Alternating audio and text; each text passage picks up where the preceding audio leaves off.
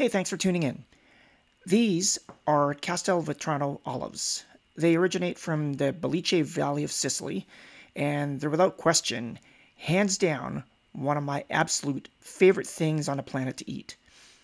In fact, I could probably polish out that bowl in about 5 minutes flat, which I might just do after I finish filming this video. Unlike, say, Niçoise or Kalamata olives, Castelvetranos are very mild in flavor. The word I've seen used most often to describe their taste is buttery. They have crisp skins and plump, firm flesh that's fruity and rich and distinctive yet mellow and salty yet slightly sweet all at the same time. Technically speaking, olives are fruit, and it's really easy to make that connection with a Castelvetrano. Eating one makes me feel like I'm enjoying a small, savory stone fruit. Today I'm going to be taking these olives, or actually, these olives, and make a delicious tapenade with them. Why, you might ask, would I use bottled olives when I have fresh? Two reasons. First, Castelvetranos are a pain in the you-know-what to pit. Here's one I cut open, or at least tried to. You can see from how I mangled it how tightly the flesh clings to the seed. I love tapenade, but I don't love spending 50 minutes or more pitting olives. If you want to go through the trouble, go ahead.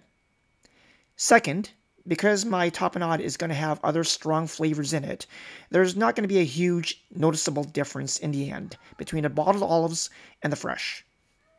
Okay, with that explanation out of the way, the first thing I want to do is give these olives a quick rinse in cold water.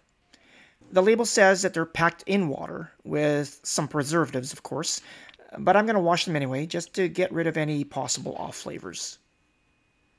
Now, going back to those strong flavors I mentioned, those consist of 1 clove of garlic, 2 teaspoons drained capers, 4 anchovy fillets, which you can drop to 3 if you're sensitive to anchovy, a tablespoon of juice from a fresh lemon, and a 1/4 cup of slivered almonds. I'll also be using about a 1/2 cup or so of extra virgin olive oil. There's no prep work required here other than to peel that garlic clove, so I'm just going to skip straight to the food processor. Everything except the olive oil goes in, and I'll pulse this a couple of times until everything's coarsely chopped. Of course, you could do this in mortar and pestle instead, and honestly, it'd probably look nicer and taste better.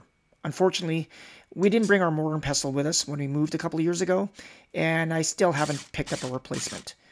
Maybe this upcoming Prime Day.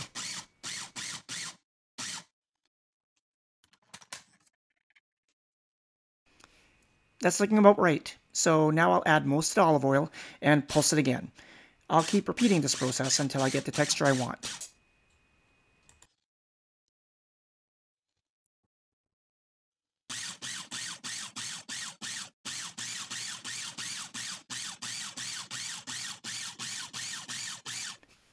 And here it is, my green olive tapenade. I topped it with a sprinkle of almonds and a couple of fresh olives, both to make it look pretty and also so people know what they're getting. Like you'd expect from a tapenade, it's rich and it's salty. It's also got a little zing from the lemon and capers. Because I use Castelvetranos, it's milder than the usual tapenade you get with a black or purple olive.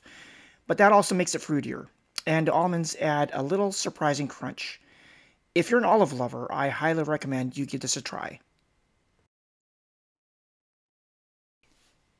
Thanks for watching. This was a bit of a shorter one, but I hoped you liked this video. If you did, please give it a thumbs up, or better yet, subscribe to the channel. I'll see you next week.